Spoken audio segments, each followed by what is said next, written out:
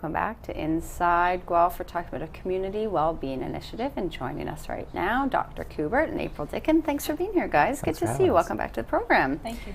So what's this?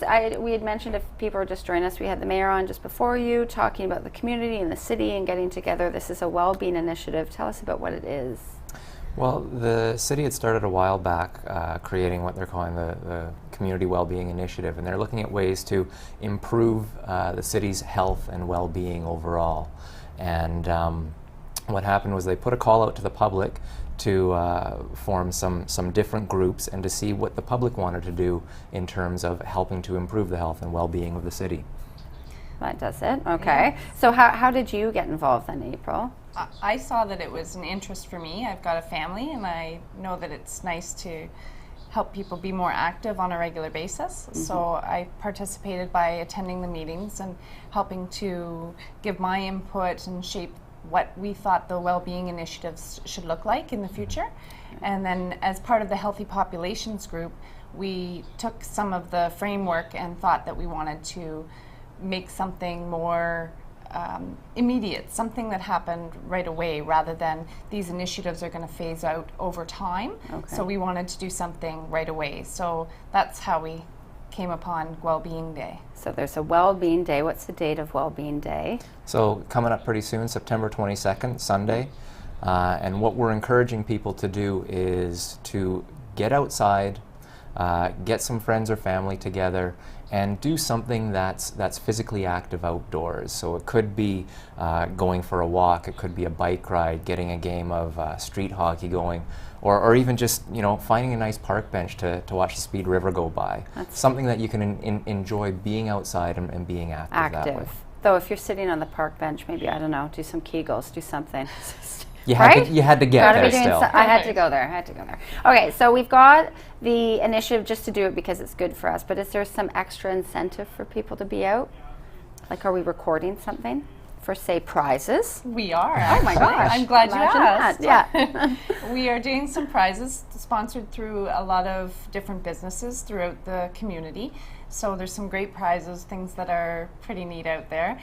We want people to submit stories, pictures, maybe some artwork from kids or what have you, depicting what they've done that day. So maybe some pictures of people hanging out together, spending some time, playing ball, what have you, and submit them online or in person to City Hall. Oh, good. And here's some pictures of just some ideas of what people can do. Obviously, all ages. You want to get everybody out. As a chiropractor, I usually like to say, what are we doing wrong? Why don't we say, what are we doing right? So what we're doing right is giving people an opportunity to get outside, be physically active. The research is so clear now that physical activity is great, not just for helping to reduce your heart disease, stroke, diabetes, cancer, anxiety, depression, all of those things, but it also helps to improve your energy, decrease your fatigue. So it's a double whammy win-win there, that just getting outside and being active is so good for you to do that. And why is this important to you personally? I mean, are you active in the community? Are you noticing that you want more people out there? How is this striking a chord with you personally?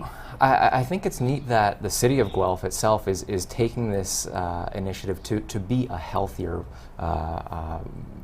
better well-being city. It's important because I see a lot of people being active, but there's still a lot of indicators saying that our society in general is too sedentary, and so we have a lot of these sedentary diseases, heart disease, diabetes, stroke, and one of the biggest risk factors is not being active enough. So that's something that I really think is important in encouraging our whole community to get together and to participate in this. I think this is brilliant. Now this group, this framework that you're saying that initially all got together, what have you learned from that now, being from this group? You're part of a family yourself, wanting to be active. What have you taken away from this? The more we can be active, the better. Yeah. I think any little bits of opportunity that we can have to go out and do something out of the house is better for us. The fresh air is better, the activity is better. Anything other than sitting on our bums is probably the best way to go. And how about in terms of just a community member recognizing that the city did a call out for that? What does that mean to you, that the city is engaging their community members? I think it's wonderful. What a great community to live in, that they're asking for people's input who live in the community and really want things to be better overall, especially for our kids. You think about down the future and what do we want for our kids? We want the best, and we want them to live as long and healthy as they can in a community that supports them that way too. Oh yeah, and you must, I mean, if I have kids too, and it's really heartbreaking when I see them outside but they're on their devices. My kids have devices, I'm not judging, but when I see that and that they're complaining because they can't see the screen because the sun is so bright, just trying to get that into the younger generation. How else can we participate if we want to get out for this day, but are there other ways we can participate? Well, I think that this is about awareness.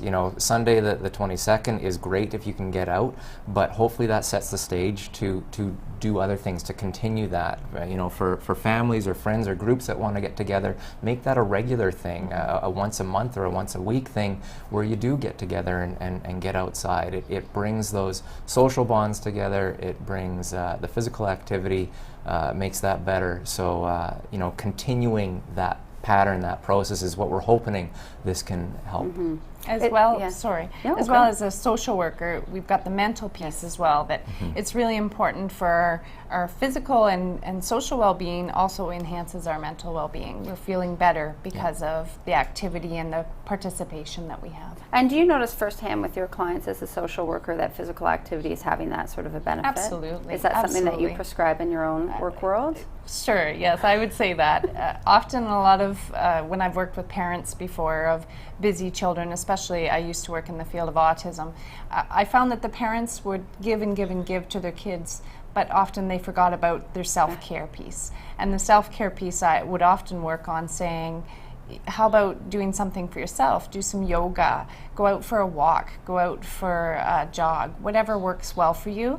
And I found that things changed for them. The balance of their life really shifted and they felt more relaxed after that. For sure. I'm a hockey mom, and I said all the time, there's something very wrong about sitting watching children exercise, and we're just sitting watching them. So trying to get out and walk and make the whole family do it. Thank you so much for being here, and I think it's really cool that you jumped on board when you heard the call from the city. I encourage more people to look into it, and we'll be out and we'll all be active, and I'm sure you guys will be there too. Correct? Let's hope for some sun so I can try and keep this really stellar tan going. All right, we're taking a short break. When we get back, it's your library book review. Stephen Crafter, he always has interesting picks, so you don't want to miss it. We'll see you in a minute.